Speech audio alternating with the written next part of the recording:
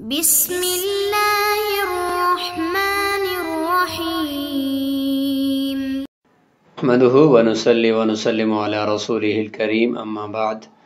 معزز طلبہ کرام، سبق نمبر 78 ہے اور باب تفویض الطلاق مکمل ہوگا انشاءاللہ اس سبق میں، اور فصل فی المشیۃ کو بھی انشاءاللہ مکمل کرتے ہیں۔ آخر میں اس جو فصل کے اندر بحث ہے وہ یہ ہے کہ طلاق کی مشیت، عورت کو جو طلاق کا اختیار دیا جا رہا ہے اور اس کی مشیت کے ساتھ طلاق کو معلق کیا جا رہا ہے، اس کو 7 قسم کے کلمات کے ساتھ، الفاظ کے ساتھ ملانا، تو ان کلمات کے ساتھ ملانے کی وجہ سے حکم بھی تبدیل ہو جائے گا۔ تو ان سب 7 قسم کے کلمات کو ہم اس سبق میں جانیں گے۔ سب سے پہلے ہم اذا یا اذا ما، اس کے ساتھ طلاق کی مشیت کو جوڑنے سے متعلق پڑھتے ہیں، اور پھر دوسرے نمبر پر دوسرا کلمہ ہے متا یا متا ما۔ اذا یا اذا ما یہ کلمہ ایسا ہے کہ اس کے عموم یا خصوص کے اندر اختلاف ہے، اور متا اور متا ما یہ ایسا کلمہ ہے کہ جو زمانے کے اندر، جس کے اندر عموم پایا جاتا ہے کہ کسی بھی زمانے میں وہ کام ہو جائے۔ تو متا اور متاما عموم زمانہ، اور اذا ما اس کے عموم یا خصوص کے اندر اختلاف ہے۔ یہ 2 قسم کے کلمات کے بارے میں پڑھتے ہیں۔ کہتا ہے کہ انت طالق اذا شئتی و اذا ما شئتی، جب چاہے تجھے طلاق ہے، او متا شئتی او متا ما شئتی۔ فردت الامر، عورت نے معاملے کو رد کر دیا۔ لم یکن ردن، اگر وہ مجلس میں بیٹھے بیٹھے رد کر دیتی ہے تو اس کو رد شمار نہیں کریں گے۔ ولا یقتصر علی المجلس، دوسرا حکم یہ کہ مجلس کے اندر یہ منحصر نہیں ہوگا، مجلس کے اندر بند نہیں ہوگا۔ اما کلمۃ متا و متا ما، یہاں تک بات متا اور متا ما کے کلمے کی ہے تو فَلِأَنَّهَا لِلْوَقْتِ، ایک وقت کے لیے ہیں، وہی عامۃ فی الاوقات کلھا، اور یہ جو ہیں یہ تمام اوقات کے اندر عام ہیں۔ متا اور متا ما کسی ایک خاص وقت کے لیے خاص نہیں ہے۔ کأنه قال فی ای وقت شئت، جب بھی آپ چاہیں اپنے آپ کو طلاق دے سکتی ہیں۔ فلا یقتصر علی المجلس بالاجماع، بالاجماع یہ مجلس کے اوپر بند نہیں ہوگا۔ ولو ردت الامر، اگر وہ اس معاملے کو رد کر دیتی ہے کہ میں نہیں مانتی ہوں تو لم یکن ردن، یہ رد نہیں ہوگا۔ لأنه ملکها الطلاق فی الوقت الذی شاءت، کیونکہ اس نے طلاق کا مالک عورت کو بنایا ہے اس وقت کے اندر جس وقت کے اندر وہ چاہے، لہذا جس وقت تک اس نے چاہا نہیں ہے تو اس وقت تک وہ اس کی مالک ہی نہیں ہے، یا مالک نہیں ہے تو رد بھی نہیں کر سکتی۔ تو مجلس کے اندر جب تک اس نے چاہا نہیں ہے طلاق کو تو اس وقت تک وہ اس کی مالک نہیں ہے تو رد بھی نہیں کر سکتی۔ فلم یکن تملیکا قبل المشیۃ، مشیت یعنی اس کے چاہنے سے پہلے یہ تملیک شمار ہوگی نہیں، حتی یرتد بالرد، کہ وہ رد ہو جائے اس کے رد کرنے سے، ایسا نہیں ہوگا۔ لا تطلق نفسها، اور اسی طریقے سے فرماتے ہیں کہ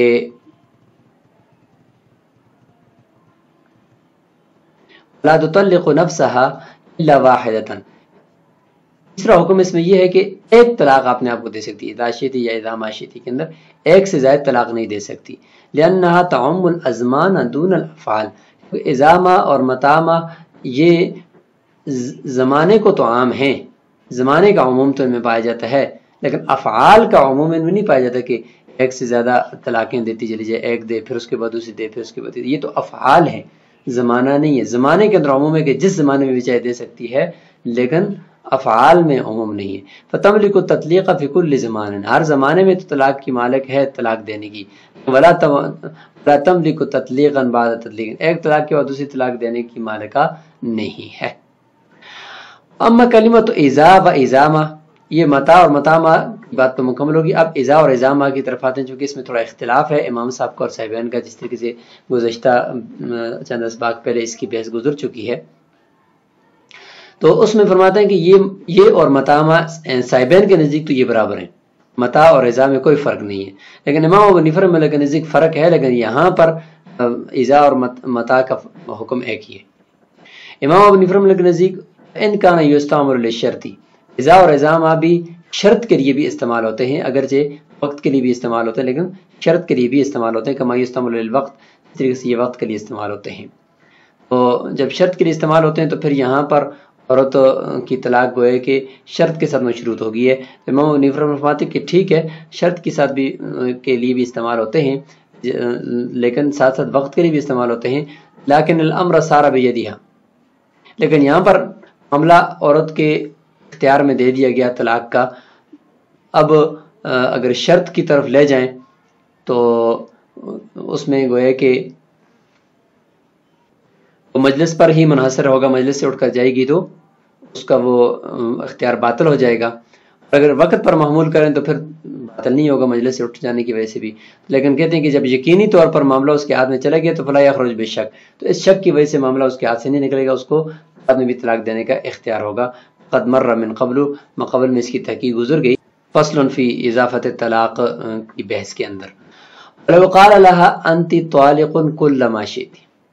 اب تیسری قسم کے الفاظ آگے یا کلمات آگے جو عموم افعال کا تقاضا کرتے ہیں، عموم زمانے کا نہیں، یعنی زمانے کا عموم میں نہیں پایا جاتا بلکہ فعل کا عموم پایا جاتا ہے، جیسے کہ کلما ہے، یہ طلاق ہے جب تو چاہے۔ کلما کا معنی یہاں پہ وقت نہیں ہے جب چاہے، بلکہ فعل جو طلاق دینے کا ہے، یہ جتنی مرتبہ بھی آپ چاہیں تو آپ دے سکتی ہیں، یہ مطلب ہے اس کا۔ فَلَهَا أَن تُطَلِّقَ نَفْسَهَا وَاحِدَةً بَعْدَ وَاحِدَةٍ، ایک کے بعد ایک طلاق اپنے آپ کو دے سکتی ہے۔ حَتَّى تُطَلِّقَ نَفْسَهَا ثَلَاثًا، یہاں تک کہ 3 طلاقیں اپنے آپ کو دے دے۔ لِأَنَّ كَلِمَةَ كُلَّمَا تُوجِبُ تَكْرَارَ الْأَفْعَالِ، کیونکہ کلما کا کلمہ افعال کے تکرار کا تقاضا کرتا ہے کہ کام ایک مرتبہ 2 مرتبہ جتنی مرتبہ بھی آپ کریں کر سکتی ہیں۔ إِلَّا أَنَّ التَّعْلِيقَ يَنْصَرِفُ إِلَى الْمِلْكِ الْقَائِمِ، لیکن تعلیق یعنی طلاق کو معلق کرنا یہ قائم جو ملکیت ہے اس کی طرف ہی پھرتا ہے۔ لہذا اگر حتی لو عادت الیہ بعد زوج آخر، دوسرے شوہر سے ہو کر پھر یہ پہلے والے کے پاس لوٹتی ہے نا، تو پھر یہ ایک نئی ملکیت ہے، تو پھر اگر وہ طلاق اپنے آپ کو نہیں دے سکتی۔ طلقت نفسها، اور وہ اپنے آپ کو طلاق دیتی بھی ہے، لم یقع شیء، کچھ بھی واقع نہیں، لأنہ ملک مستحدث، یہ ایک نئی ملکیت ہے جس کا پہلی ملکیت کے ساتھ کوئی تعلق نہیں ہے۔ ولیس لها ان تطلق نفسها ثلاثا فی کلمۃ واحدۃ، لیکن فرماتے ہیں کہ 3 طلاقیں ایک ہی کلمے کے اندر اپنے آپ کو نہیں دے سکتی، کیونکہ لأنها توجب عموم الانفراد لا عموم الاجتماع، کلما کا جو کلمہ ہے یہ انفراد کے عموم کو ثابت کرتا ہے، اجتماع کے عموم کو ثابت نہیں کرتا۔ مطلب یہ کہ 3 طلاقیں علی سبیل البدل، الگ الگ کر کے دینا، الگ الگ افعال کرنے اس کے اوپر، اس کا تقاضا کلما کرتا ہے۔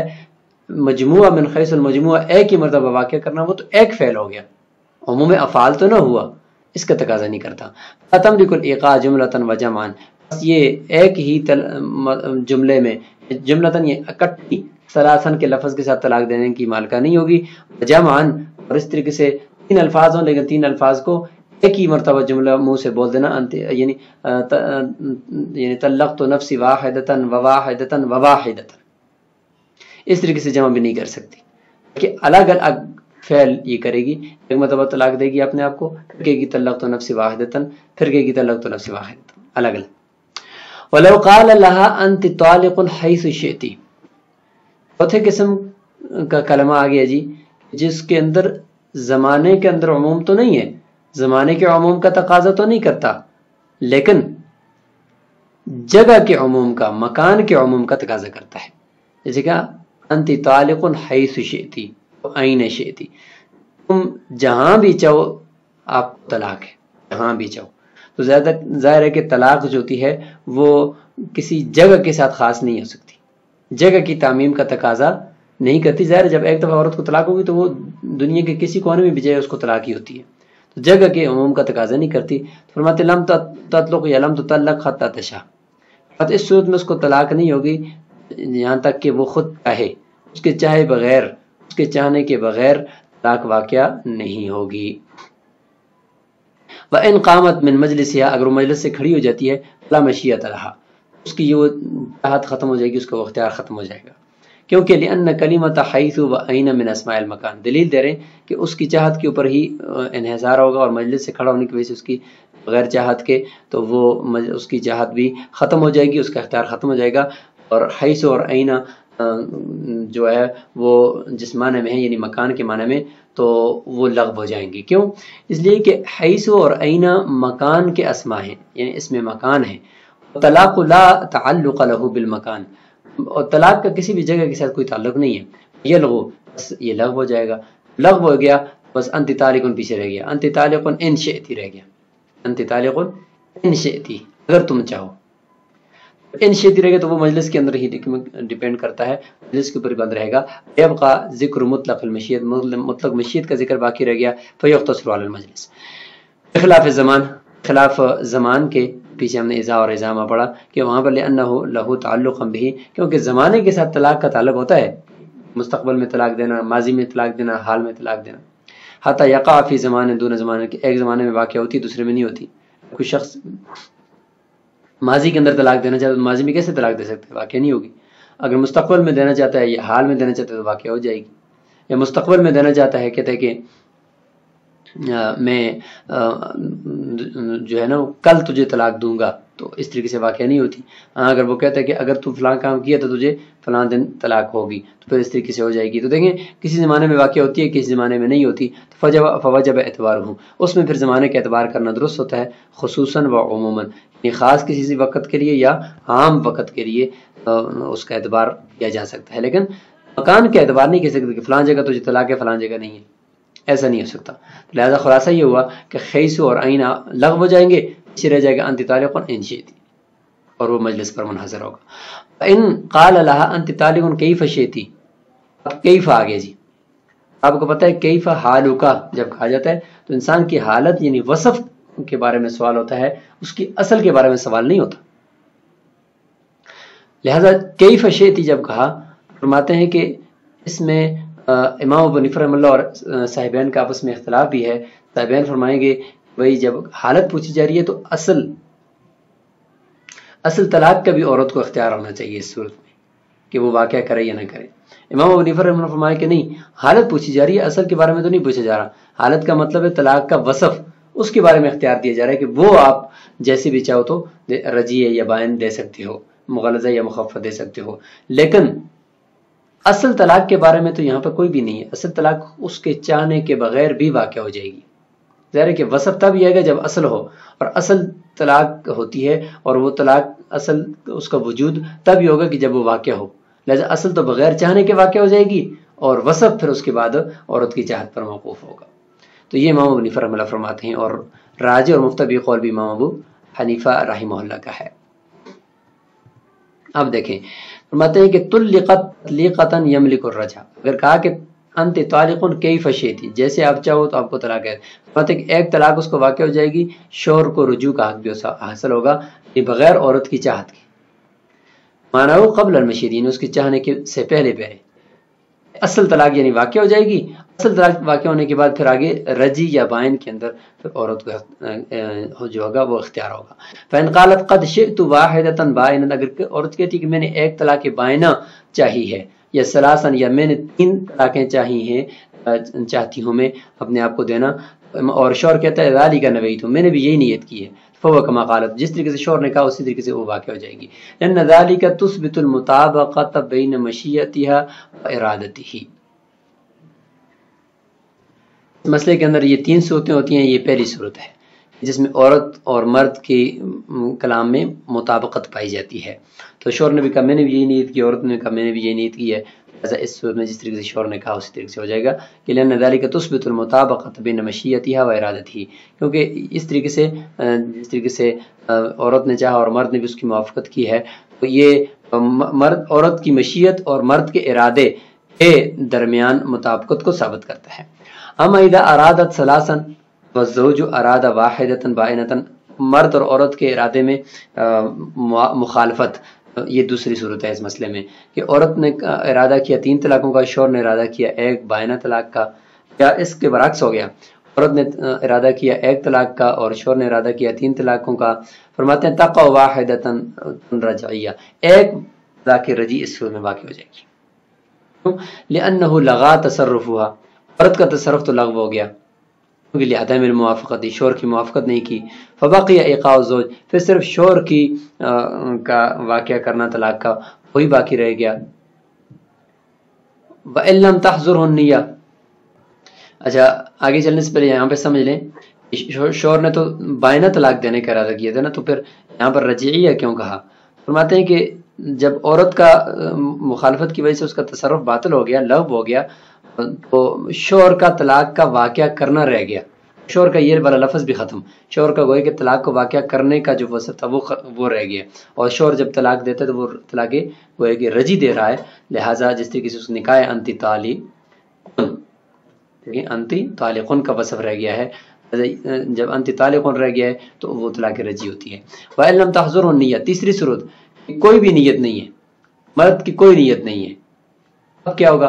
فرماتے ہیں اس صورت میں تعتبر مشیتها فیما قالوا، فقہا فرماتے ہیں چونکہ متقدمین سے اور کوئی روایت منقول نہیں ہے تو جو بعض فقہا فرماتے ہیں اسی کو ذکر کر دیا صاحب دائیں نے، پھر عورت کی مشیت کا ہی اعتبار ہوگا، جرین علی موجب التخییر، اختیار دینے کا جو حکم ہے اس کے اوپر چلتے ہوئے کہ جب عورت کو اختیار دیا گیا تو پھر اس کی مشیت کا اعتبار بھی ہونا چاہیے۔ مصنف صاحب دائیں رحمہ اللہ فرماتے ہیں اعلی فی الاصل، مبسوط کے اندر امام محمد رحمہ اللہ نے فرمایا ہے هذا قول ابی حنیفہ رحمہ اللہ، امام ابو حنیفہ رحمہ اللہ کا قول تھا جو اس سے پہلے ذکر ہوا، اور صاحبین کا قول یہ ہے کہ لا یقع ما لم توقع المرأة فتشاء رجعیۃ او بائنۃ او ثلاثا، کہ طلاق واقع نہیں ہوگی جب تک کہ عورت واقع نہ کرے، یعنی ابھی تک تو ہم نے یہ پڑھا نا کئی فشیتی کے اندر ایک طلاق اصل تو عورت کے چاہنے کے بغیر بھی واقع ہو جائے گی، آگے بائنہ اور رجی کے وصف کے اندر عورت کو اختیار ہے، لیکن صاحبین فرماتے ہیں کہ نہیں، عورت کے چاہے بغیر ایک طلاق واقع نہیں ہوگی، ہاں جب عورت چاہتی ہے تو پھر رجعیہ چاہتی ہے تو رجی ہوگی، بائنہ چاہتی ہے تو بائنہ ہوگی، تین چاہتی ہے تو تین ہوگی۔ اور صاحبین فرماتے ہیں کہ صاحب دائیں فرماتے ہیں کہ وعلی ھذا الخلاف علی العتاق، اسی اختلاف پر مبنی عتاق بھی ہے، یعنی اگر اپنے غلام کو کہتا ہے کوئی شخص کہ اگر تم چاہتے ہو تو تم آزاد ہو، تو امام ابو حنیفہ فرماتے ہیں کہ کئی فشیتا کا ذکر اگر کیا ہے کہ جس طرح تم چاہتے ہو تم آزاد ہو، تو اس میں اس کے اوپر آزادی نافذ ہو جائے گی، لیکن صاحبین فرماتے ہیں کہ جب تک وہ نہ چاہے تو آزادی اس کے چاہنے کے بغیر نافذ نہیں ہوگی۔ صاحبین کے دل یہ کہ انہ فوض تطلیق الیہا، طلاق دینے کو سپرد کیا ہے شوہر نے عورت کی طرف، علی ای صفت انشاءت، اسی صفت پر جس صفت پر وہ چاہے، فشیتی سے ایسی صفت رجی ہو یا بائن ہو اسی کے اوپر اس نے انحصار کیا کہ جیسے آپ چاہتی ہو اسی طرح دے دو۔ فلا بد من تعلیق اصل الطلاق بمشیتها، تو اصل طلاق بھی عورت کی مشیت کے ساتھ معلق ہونا ضروری ہے نا، لتکون لها المشیت فی جمیع الاحوال، تاکہ اس کو تمام احوال کے اندر مشیت کا اختیار ہو، یعنی چاہنے کا اختیار ہو، یعنی قبل الدخول و بعدہ، دخول سے پہلے کی صورت ہو، دخول کے بعد کی صورت ہو، ہر حالت میں اس کو چاہنے کا اختیار ہو، تو اس لیے اصل طلاق بھی عورت کے سپرد ہونی چاہیے۔ یعنی صاحبین یہ فرما رہے ہیں کہ اگر آپ ایک طلاق عورت کی چاہت کے بغیر ہی واقع کر دو گے تو پھر اس صورت میں تمام احوال کے اندر عورت کی مشیت نہیں ہوگی۔ تمام احوال کا مطلب قبل الدخول عورت کو اگر طلاق دی جائے نا تو اس کی چاہت کے بغیر تو وہ طلاق بائن ہی ہوتی ہے، ٹھیک ہے، عورت کو اس میں کوئی اختیار نہیں ہوتا۔ اگر آپ کہتے ہو کہ اگر قبل الدخول کی صورت میں کسی نے اپنی عورت کو کہا کہ طلقی نفسکی ان شئتی، اپنے آپ کو طلاق دو اگر تم چاہتی ہو، تو اس میں اگر آپ کہتے ہو کہ بغیر اس کی چاہت کے ایک طلاق واقع ہو جائے گی تو وہ طلاق ویسے بھی بائنہ ہوتی ہے، تو عورت کی چاہت کا پھر اس میں کوئی اعتبار نہیں ہوگا، نہ اصل میں نہ وصف میں، وصف بھی خود بخود لاگو ہو جائے گا اس پر اور اصل بھی، تو اس لیے نقصان ہوگا۔ اس لیے فرماتے ہیں کہ تمام احوال کے اندر اگر آپ چاہتے ہو کہ عورت کو کی مشیت کا اعتبار ہو تو اس صورت میں پھر قبل الدخول اور بعد الدخول دونوں کو دیکھو، تو پھر اصل طلاق بھی عورت کی مشیت میں جانی چاہیے تاکہ وہ اپنی مرضی سے اپنے اوپر طلاق نافذ کرے، یہ صاحبین فرماتے ہیں۔ امام ابو حنیفہ رحمہ اللہ فرماتے ہیں کہ ان کلمۃ کیف للاستیصاف، کیفہ کا جو کلمہ ہوتا ہے وہ وصف کو طلب کرنے کے لیے آتا ہے کہ کیفہ حالک یا کیفہ اصبحت، کیسے آپ کا حالت کیا ہے، اصل کے بارے میں سوال اس میں نہیں ہو رہا ہوتا۔ والتفویض فی وصفہ، اور شوہر کی طرف سے جو طلاق کے وصف کو حوالے کرنا ہے عورت کے، یستدعی وجود اصلہ، تو اصل کے موجود ہونے کا تقاضا کرتا ہے، وصف اس کے حوالے کیا ہے کہ طلاق کا وصف جیسے بھی آپ چاہو دے سکتی ہو، بائن یا رجی، تو اس سے پہلے اصل طلاق کا موجود ہونا تو ضروری ہے. لہذا اصل طلاق موجود کب ہوگی؟ وہ وجود الطلاق بوقوعہ، طلاق کا موجود اس کے وقوع سے ہوتا ہے. لہذا طلاق کا واقعہ ہونا یہ سب سے پہلے ضروری ہوگا، تب اس کے اوپر اس کا وصف جو ہے نا وہ مرتب ہوگا. وَإِنْ قَالَ لَهَا أَنْتِ طَالِقٌ كَمْ شِئْتِ. اگلا لفظ ہے کم. کم مقدار بیان کرنے کے لیے، عدد بیان کرنے کے لیے آتا ہے، اور ما بھی عدد بیان کرنے کے لیے آتا ہے. فرماتے ہیں کہ انت طالق کم شئت، جتنی آپ چاہیں طلاق دے دیں، او ما شئت. فرماتے ہیں طلقت نفسها ما شاءت، جتنا بھی وہ چاہے اپنے آپ کو طلاق دے سکتی، 1 2 3 میں سے جو بھی. لأنهما يستعملان للعدد، یہ دونوں عدد کے لیے استعمال ہوتے ہیں. قد فوض إليها أي عدد شاءت، اور تحقیق اس نے جو بھی عدد وہ چاہتی ہے اسی کی طرف سپرد کر دیا ہے، لہذا جو بھی چاہے کر سکتی ہے. فإن قامت من المجلس، اگر مجلس سے کھڑی ہو جاتی ہے، بطلا، اس کا یہ اختیار باطل ہو جائے گا. ان ردت الامر، اور اگر اس صورت میں وہ معاملے کو رد کر دیتی ہے کہ میں نہیں دینا چاہتی طلاق، کان ردن، رد بھی ہو جائے گا. لأن هذا امر واحد، کیونکہ یہ ایک ہی امر ہے. وہ خطاب فی الحال، اور وہ یہ کہ حال ہی میں اس کو خطاب دیا جا رہا ہے کہ ابھی مجھے بتاؤ کہ کتنی طلاق اپنے آپ کو دینا چاہتی ہو، اور طلاق کا مالک بنایا جا رہا ہے اس کو. تو لہذا فیقتضی الجواب فی الحال، حال ہی کے اندر، مجلس کے اندر ہی جواب کا تقاضا کرتا ہے کہ فوری طور پر بتائے کہ کتنی طلاق دے گی. لأن هذا امر واحد. وإن قال لها طلقي نفسك من 3 ما شئت. آخر میں یہ ہے کہ من بیانیہ، من تبعیضیہ، امام ابو حنیفہ رحمۃ اللہ، لیکن یہ من تبعیض کے لیے آتا ہے، بعضیت کو بیان کرنے کے لیے آتا ہے. اور ما یہ موصولہ ہے اور بیانیہ بھی ہوتا ہے. سیبین فرماتے ہیں کہ یہ من جو ہے یہ تبیین کے لیے یا بیان کے لیے آتا ہے. لہذا دونوں جو اختلاف ہیں وہ ابھی شرح کے اندر آئیں گے. فرماتے ہیں کہ اگر طلقی نفسک من 3 ما شئت کہا کہ 3 میں سے، یعنی ان 3 طلاقوں میں سے جتنا آپ چاہیں آپ اپنے آپ کو طلاق دے دیں، یہ ہے ترجمہ.